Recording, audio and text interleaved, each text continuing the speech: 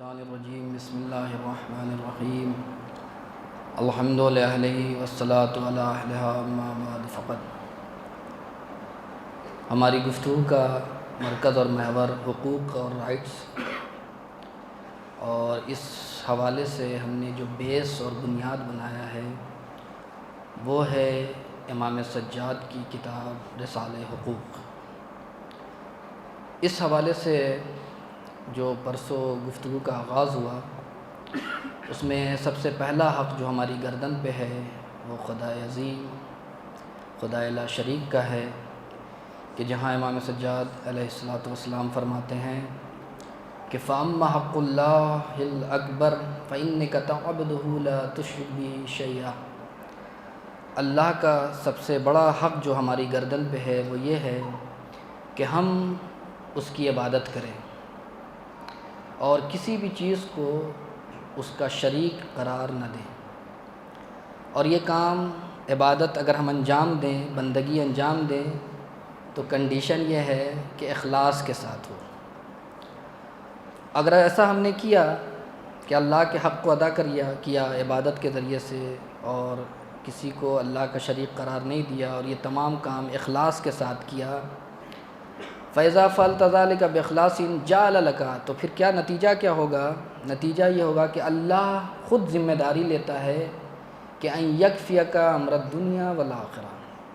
کہ دنیا میں بھی وہ آپ کے لیے کافی ہو جائے گا اور آخرت میں بھی آپ کے لیے، اور جس کا مددگار خدا ہو، چاہے دنیا میں یا آخرت میں، پھر اسے کسی چیز کا نہ خوف ہوتا ہے نہ ڈر ہوتا ہے۔ اسی حوالے سے میں نے اشارہ کیا تھا کہ اس جملے میں دو چیزیں اہم ہیں، ایک عبادت اور ایک اخلاص۔ اس حوالے سے آج جو گفتگو کا موضوع ہے وہ عبادت ہے، کہ عبادت کسے کہتے ہیں۔ البتہ یہ خود تفصیلی گفتگو ہے، لیکن دو تین باتیں اس ذیل میں بیان کرنا چاہتا ہوں۔ سب سے پہلی بات کہ عبادت کا اگر ڈکشنری میں اور لغت میں معنی دیکھا جائے اور بیان کیا جائے تو اس کے معنی عبادت اور عبودیت کے معنی ہیں انسان کا اظہار ذلت کرنا کسی کے سامنے، خضوع اور ہمبل ہونا کسی کے سامنے، جھکنا کسی کے سامنے، اطاعت اور اپنے معبود کی پرستش کرنا، اطاعت کرنا، اس کو کہتے ہیں عبودیت اور عبادت۔ اب اس کے بہت سے علل و اسباب ہیں، موٹیو ہیں کہ کیا کس بنیاد پہ انسان معبود کے آگے جھکتا ہے، عبادت کرتا ہے، وہ انشاءاللہ ابھی آخر گفتگو میں اس کی طرف اشارہ کریں گے۔ یہاں پہ ایک دو چیز کی طرف اشارہ کرنا چاہتا ہوں۔ سب سے پہلے کہ عبادت کی بہت سی قسمیں ہو سکتی ہیں، کائنڈس آف عبادت۔ ایک تو قسم یہ ہے کہ عبادت کسے کہتے ہیں، ایک جو قسم اور تقسیم ہوتی ہے عبادت کی وہ ہے ایک عبادت عامہ اور ایک عبادت خاصہ۔ عبادت عامہ اسے کہتے ہیں کہ جہاں انسان اپنی پوری زندگی میں، زندگی کے ہر شعبے میں، چاہے وہ بازار میں ہو، مسجد میں ہو، گھر میں ہو، کہیں پہ بھی ہو، اللہ کا جو دستور ہے، جو حکم ہے، جو فرمان ہے، جو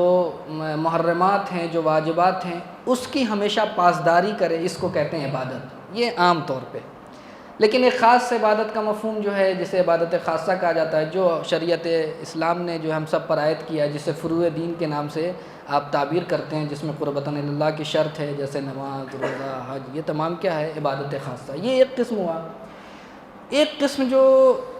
اور موضوع بحث ہے وہ ہے عبادت کی ایک اور اگر قسم تقسیم کریں تو عبادت ایک عبادت ہے اختیاری اور ایک ہے اجباری، جبری عبادت، اور عبادت اختیاری کا تعلق انسان سے ہے۔ اسی لیے قرآن نے اس کی طرف اشارہ کیا کہ جہاں پہ جتنے بھی ادیان الہی ہیں، چاہے یہود ہو، نصارہ ہو، ان کے کی طرف اشارہ کیا قرآن مجید نے ان الفاظ کے ذریعے سے قُلْ يَا أَهْلَ الْكِتَابِ تَعَالَوْا إِلَىٰ كَلِمَةٍ سَوَاءٍ بَيْنَنَا وَبَيْنَكُمْ أَلَّا نَعْبُدَ إِلَّا اللَّهَ وَلَا نُشْرِكَ بِهِ شَيْئًا وَلَا يَتَّخِذَ بَعْضُنَا بَعْضًا أَرْبَابًا مِّن دُونِ اللَّهِ۔ اے میرے حبیب آپ کہہ دیجئے اہل کتاب سے خطاب کیا کہ انہیں بلاؤ ایک ایسے کلمے کی طرف، ایک ایسی چیز کی طرف کہ جو کامن ہو اسلام میں بھی اور دوسرے اہل کتاب میں بھی۔ وہ کامن چیز کیا ہے؟ کہ اللہ نعبد الا اللہ، کہ ہم صرف اور صرف عبادت کس کی کریں؟ اللہ کی، اور کسی کو اس کا شریک قرار نہ دیں۔ ولا یتخذ بعضنا بعضا اربابا من دون اللہ، یہاں پہ ارباب سے مانے وہی مالک، رب یعنی خدا، اور خدا کے علاوہ کسی کو بھی اپنا ارباب، اپنا خدا تسلیم نہ کرے۔ یہ نقطہ مشترک کیا ہے تمامی ادیان الہی میں، چاہے دین یہود میں، چاہے نصارہ میں، چاہے اسلام میں، وہ ہے عبادت خداوند بغیر کسی شرک کے۔ تو پیغام جو یہودیوں کو اور عیسائیوں کو جو اہل کتاب ہے، پیغمبر کا پہلا پیغام یہ ہے کہ آؤ وہ تمام جو خرافات نے بسا لیا، جیسے یہودیوں نے کہا کہ ان عزیر ابن اللہ، جناب عزیر جو ہیں اللہ کے بیٹے ہیں، یا مثلا عیسائیوں نے جو ہے جناب عیسیٰ کے حوالے سے اس طرح کی، تو ان تمام چیزوں کو چھوڑو، خدا کو کسی کا شریک قرار دو۔ جو ایک کلمہ ہے، کلمہ حق، وہ کیا ہے کہ اللہ کی عبادت بغیر کسی شرک کے، اس کے اوپر ہم جمع ہوتے ہیں۔ اور یہاں پہ جو یعنی خداوند عالم نے پیغمبر کو مامور کیا ہے کہ آپ اس کلمہ عبادت کی طرف لوگوں کو بلائیں، اور یہیں سے یہ بات سمجھ میں آتی ہے کہ عبادت اختیاری عمل کا نام ہے۔ یہ عبادت کون سا ہے؟ اختیار ہے آپ کو، یعنی یہاں پہ ہو سکتا ہے کہ آپ عبادت کو انجام دیں اور عبادت کو ترک کر دیں، چھوڑ دیں، جیسا کہ ہوتا ہے ہمارے یہاں۔ انسان مختار ہے، یعنی اپنے ارادے کے اعتبار سے کسی چیز کو انجام دے سکتا ہے اور کسی چیز کو انجام نہیں دے سکتا۔ تو اس آیت کے ذیل میں یہ بات واضح ہو جاتی ہے کہ قرآن مجید نے اس عبادت کو عبادت اختیاری قرار دیا ہے، اور اس کے بعد اسی کے مقابلے میں ایک عبادت اجباری ہے جہاں جبر ہے کہ کرنا ہی کرنا ہے۔ وہ کون سی ہے؟ جہاں پہ سورہ رعد میں ارشاد ہوتا ہے وَلِلَّهِ يَسْجُدُ مَن فِي السَّمَاوَاتِ وَالْأَرْضِ طَوْعًا وَكَرْهًا، کہ جو بھی زمین و آسمان میں جو بھی ہیں سب سجدہ کرتے ہیں، یعنی انسان کے علاوہ جتنی بھی مخلوقات ہیں۔ یا سورہ جمعہ میں یسبح للہ ما فی السماوات، تسبیح کرتے ہیں۔ یا دوسری آیت میں کہ الم تر ان اللہ یسجد من فی السماوات ومن فی الارض والشمس والقمر والنجوم والجبال والشجر والدواب، جتنی بھی چیزیں ہیں سب خدا کی عبادت کرتے ہیں۔ تو یہ عبادت اجباری ہے، جبر ہے، وہ چاہیں نہ چاہیں انہیں کرنا ہے۔ البتہ یہ ہمیں نہیں سمجھ میں آتا، لیکن جتنی بھی انسان کے علاوہ جتنی بھی مخلوقات ہیں سب جبری طور پہ عبادت پر مامور ہیں قرآن کے ان آیات کے ذیل میں۔ یا سورہ رحمان میں والنجم والشجر یسجدان، کہ چاہے ستارے ہوں یا درخت ہوں سب جو ہے پروردگار عالم کو سجدہ کرتے ہیں۔ تو اس سے ان آیات کے ذیل میں ایک چیز کا اندازہ ہوتا ہے کہ جو عبادت اختیاری ہے وہ صرف اور صرف انسان سے مخصوص ہے، یعنی انسان اپنے ارادے اور اختیار سے جو عبادت کو انجام دے سکتا ہے وہ عبادت اختیاری انسان سے مخصوص ہے۔ اب یہیں سے ایک بات کہ جو چیز اختیاری ہوتی ہے، جو چیز ارادے کے ساتھ ہوتی ہے، جس میں کسی چیز کا جبر یعنی کسی طرح کا جبر نہیں ہوتا، وہ بغیر کسی موٹیو اور کسی انگیزے اور کسی ریزن اور اسباب و علل کے بغیر نہیں ہوتا۔ جو بھی ارادی کام آپ کرتے ہیں ہو ہی نہیں سکتا کہ کوئی بھی آپ کام کریں جہاں پہ آپ کو اختیار ہو بغیر کسی وجہ بغیر کسی علت کے، ہو ہی نہیں سکتا۔ تو اب اگر عبادت اختیاری ہے، انسان کو اختیار دیا گیا ہے چاہے آپ کرو یا نہ کرو، تو جب انسان عبادت کرے گا تو کسی نہ کسی موٹیو کے تحت، کسی نہ کسی پرپس کے تحت، کسی نہ کسی ہدف کے تحت، کسی نہ کسی مقصد کے تحت یہ عبادت کرے گا۔ اب اس عبادت کا مقصد کیا ہے یہ اب ہمیں تلاش کرنا ہے۔ تو اب اگر آپ دیکھیں تو مقصد عبادت کس لیے انسان کرتا ہے خدا کی، تو جو اگر آیات اور روایت کو دیکھا جائے تو سب سے پہلی چیز جو ہے انسان لالچ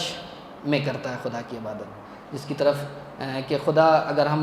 مثلا نماز پڑھیں گے، روزہ رکھیں گے تو خدا جو ہے آخرت میں ہمیں جنت دے گا، یہ کرے گا، حور دے گا، غلمان دے گا، یہ تمام چیزیں، یا ہماری دنیا سنوار دے گا، بہت سی چیزیں ہیں جس کی طرف اشارہ بھی قرآن مجید نے کہا وعد اللہ الذین آمنوا وعملوا الصالحات لهم مغفرۃ واجر عظیم،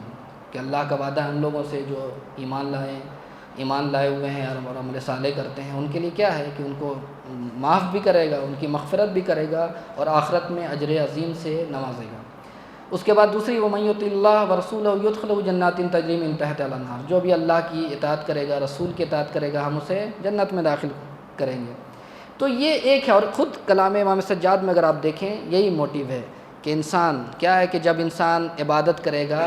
تو کیا ہوگا، خدا کیا کرے گا، اس کی دنیا بھی سنوار دے گا اور اس کی آخرت بھی۔ یہ اسی مطلب کی طرف اشارہ ہے کہ انسان یعنی ایک پرپز ہمارا کیا ہے کہ اگر ہم نے عبادت کیا تو ہم کیا چاہتے ہیں کہ خدا بھی ہمیں اس کے بدلے کچھ دے، لالچ انسان تجارت والے کی طرح سوچے۔ تو یہ ایک جو موٹیو ہے، ایک مقصد ہے عبادت کرنے کا، دوسرا مقصد کیا ہے کہ ڈر، خوف کہ اگر ہم یہ نہ کریں گے تو جہنم میں جائیں گے، اگر یہ نہیں کریں گے تو میرا یہ نقصان ہو جائے گا بزنس میں، اگر خدا کی بات نہیں مانیں گے، خدا کی عبادت نہیں کریں گے تو وہاں لاس ہو جائے گا، وہاں پہ جب آخرت کی منزل میں جائیں گے تو یہ عذاب ہوگا، یہ ڈر کی وجہ سے، جس کی طرف قرآن مجید نے بھی کہ انی اخاف ان عصیت ربی عذاب یوم عظیم، کہ اگر میں اس بات سے ڈرتا ہوں کہ اگر اللہ کی نافرمانی کیا تو روز قیامت جو ہے اللہ کے عذاب میں ہے، میں مبتلا ہوں گا، یہ نقل کیا ہے پروردگار عالم۔ یا دوسری سورہ انسان میں یہ آپ پڑھتے رہتے انا نخاف من ربنا یوما عبوسا قمطریرا، کہ ہم جو ہے اللہ کا خوف ہے اس دن کا کہ جس دن سخت ہے انسان کے لیے، واقعاً سخت ہے، اس بنا پہ جو ہے اللہ کی معصیت انسان نہیں کرتا۔ یا پھر جو صاحبان مومن کی ایک صفت بیان کی گئی ہے کہ تتجافى جنوبهم عن المضاجع يدعون ربهم خوفا وطمعا، کہ وہ جو مومن افراد ہیں، صاحبان ایمان ہیں، وہ اپنے بستروں کو چھوڑتے ہیں رات کی تاریکی میں، کیوں چھوڑتے ہیں؟ اس لیے کہ وہ دو ہدف ہوتا ہے، یا تو خوف ہوتا ہے، خوف خدا کی بنیاد پہ، یا ثواب کا جو ہے لالچ ہوتا ہے، ورنہ ایسا انسان نہیں چھوڑ سکتا، بستر آسان نہیں ہے نیند کو ترک کرنا، تو اس کی طرف قرآن مجید نے اشارہ کیا۔ البتہ یہ دونوں چیزیں، چاہے انسان ثواب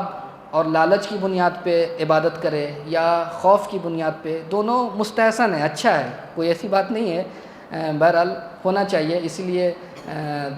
قرآن مجید نے اشارہ کیا کہ وَدُعُوهُ خَوْفًا وَطَمْعًا إِنَّ رَحْمَتَ اللَّهِ قَرِيبٌ مِّنَ الْمُحْسِنِينَ، کہ وہ پکارتے ہیں خوف کی بنیاد پہ، لالچ کی بنیاد پہ، ثواب کی بنیاد پہ، تو ایسے افراد کے لیے اللہ کی رحمت قریب ہے۔ تو اس کا بھی ہم کو فائدہ ایسا نہیں ہے کہ یہ بیکار ہے، لیکن اب جو تیسرا جو ہدف و موٹیو ہے عبادت کا، یہ سب سے عظیم ہے اور بہترین عبادت ہے، وہ کیا ہے؟ شکر گزاری کی بنیاد پہ، کہ چونکہ خدا نے ہمیں اتنا وجود، یعنی یہ نعمت وجود دیا، والدین جیسی نعمت دیا، یہ تمام چیزوں کو آپ کے لیے مسخر کر دیا، تو ایک عقلی طور پہ بھی انسان کہ اگر کوئی کچھ دیتا ہے تو فوراً جو ہے شکر منعم واجب ہوتا ہے یا نہیں؟ ایک صلوات پڑھیں محمد وآل محمد پہ۔ بس انشاءاللہ 2 منٹ یا 3 منٹ میں گفتگو۔ تو یہ تیسرا جو موٹیو اور مقصد ہے کہ جہاں پہ اس کو بہترین طریقے سے امیر المومنین نے بیان کیا کہ انسان الہی ما عبدتک خوفا من نارک ولا طمعا فی جنتک بل وجدتک اہلا للعبادہ فعبدتک، کہ علی نے عبادت جو خدا کی ہے نہ جہنم کے خوف سے کیا ہے، نہ جنت کے لالچ میں کیا ہے، بلکہ بل وجدتک اہلا للعبادہ، اس لیے کہ اے میرے خدا میں نے تجھے عبادت کا اہل پایا، چونکہ تو نے اتنی نعمتیں مجھے دی ہیں تو ہمارا بھی فریضہ ہے تیرے مقابلے میں کہ ہم تیری عبادت کریں۔ یہ اسی مضمون کا ایک اور روایت یہ امام حسین علیہ السلام سے بھی ہے اور امیر المومنین علیہ السلام سے بھی کہ ان قوما عبد اللہ رغبتاً، کہ کچھ بندے ایسے ہیں کہ جو لالچ اور ثواب کی بنیاد پہ اللہ کی عبادت کرتے ہیں، تو ان کی عبادت کیسی ہے؟ فتل کا عبادت التجار، تو ان کی عبادت تاجروں والی ہے، کہ لین دین والا ہے، کہ ہم گیو اینڈ ٹیک والا مسئلہ ہے، کیا ہم نے ادھر سے دیا، ہم نے اپنا ٹائم ویسٹ کیا تو خدا بھی مجھے کچھ دے گا۔ اس کے بعد وَإِنَّ قَوْمًا عَبْدُ اللَّهَ رَهْبَةً، کچھ افراد ایسے ہیں کہ جو ڈر کی بنیاد پہ، تو فتل کا عبادت العبید، تو وہ غلاموں والی عبادت ہے کہ بھائی اب ڈر لگتا ہے کہ مالک ناراض نہ ہو جائے، یہ نہ ہو جائے، تمام چیزیں ہوتا ہے، اس وقت یہ عبادت کیا ہے؟ غلاموں والی ہے۔ لیکن جو عبادت کی بہترین قسم ہے وہ کیا ہے؟ وَإِنَّ قَوْمًا عَبْدُ اللَّهَ شُكْرًا، لیکن کچھ افراد ایسے ہیں جو واقعاً عبد خدا ہے، وہ اللہ کی عبادت کرتے ہیں شکر خدا کی بنیاد پہ، فتل کا عبادت الحرار، تو یہ کیسے لوگوں کی عبادت ہے؟ یہ آزاد لوگوں کی عبادت ہے، یہ افضل العبادت اور یہی بہترین عبادت ہے۔ اور اسی کی طرف دوسرے جملوں میں امیر المومنین نے یہ تعبیر استعمال کیا ہے وَقَوْمٌ عَبْدُ اللَّهِ عَزَّ وَجَلَّ حُبًّا لَهُ، کہ اللہ کی محبت میں، فتل کا عبادت الاحرار، تو یہ آزاد لوگوں کی عبادت۔ بس آخری حدیث اسی حوالے سے امام سجاد کی اور گفتگو کا خاتمہ، کہ امام بھی فرماتے ہیں امام سجاد علیہ السلام اسی حوالے سے کہ انی اکرہ ان اعبد اللہ ولا غرض لی الا ثوابہ، مجھے یہ بات پسند ہی نہیں کہ میں اللہ کی عبادت کروں ثواب کے لیے، مجھے یہ بات پسند نہیں کہ میں عبادت کروں ثواب کے لیے، کیوں؟ فَأَكُونَ كَالْعَبْدِ الْمُتَمَّ، یہ عبادت کیسی ہوگی اگر میں صرف ثواب کے لیے کروں گا؟ تو ایسا ہے جیسے عبد جو غلام جو لالچ کی بنیاد پہ کچھ کرتا ہے تو ایسے ہی عبادت ہوگی. اگر ان تم عاملہ جب تک اس کے وہ لالچ باقی رہے گا کہ ہاں جب تک ملنے کا وہ رہے گا تب تک تو وہ کرے گا، لیکن جیسے ہی وہ ہدف تک پہنچ جائے گا پھر وہ عبادت نہیں کرے گا، وہ نہیں عمل نہیں کرے گا. وَأَكْرَهُ أَنْ لَا أَعْبُدَ إِلَّا لِخَوْفِ عِقَابِهِ، اور میں یہ بھی پسند نہیں کرتا، امام سجاد فرماتے ہیں کہ میں یہ بھی پسند نہیں کرتا کہ اللہ کی عبادت خوف کی بنیاد پہ کروں، عقاب کے خوف کی بنیاد. فَأَكُونُ كَالْعَبْدِ السُّوءِ إِن لَمْ يَخَفْ لَمْ يَعْمَلْ، کہ جب یہ برے غلام کی طرح ہو جائے گی عبادت کہ جب تک خوف ہے تب تک تو وہ عبادت کرے گا، لیکن جیسے ہی مامون ہوا کہ اب میرا مالک کچھ نہیں کرے گا تو وہ پھر چھوڑ دے گا. تو راوی نے پوچھا فَلِمَ تَعْبُدُ، تو پھر کیسی عبادت آپ کرتے ہیں؟ قَالَ لِمَا هُوَ أَهْلُهُ، چونکہ وہ اہل ہے. وہی امیر المومنین جو دادا کا جملہ تھا وہی پوتے کا جملہ ہے. فَوَجَّدْتُكَ أَهْلًا لِلْعِبَادَةِ، چونکہ اللہ کو ہم نے عبادت کا اہل پایا اس لیے اس کے سامنے سر جھکایا. پروردگار سے دعا ہے کہ ہمیں بھی ایسے ہی دعا اور عبادت کرنے کی توفیق عطا فرما، ہمارے گناہوں کو معاف فرما، ہمارے والدین کے گناہوں کو معاف فرما. ہمیں اس ماہ مبارک رمضان میں دعا اور قرآن کی تلاوت کی توفیق عطا فرما. جو مظلومان عالم ہیں ان کی مدد کر، اور سب سے اہم دعا امام زمانہ کے ظہور میں تعجیل فرما، ہم کو ان کے عوام و انصار میں شمار فرما. ربنا تقبل منا